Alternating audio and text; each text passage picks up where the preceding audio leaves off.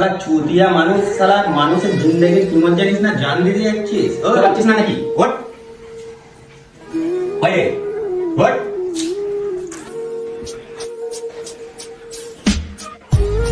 ওপরে উঠে বস। নিচে এরকম করে শুয়ে আছিস কেন? ওপরে ওঠ।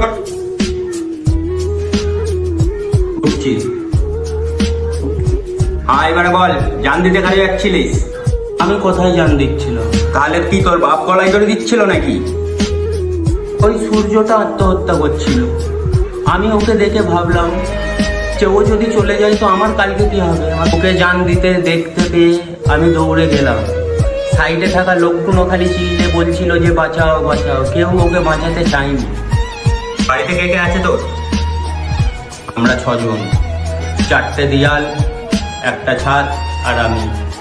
শালা এ তো শালা পাগল তার কাটা মনে হচ্ছে। ওই 342, একে একটা চা খাওয়া।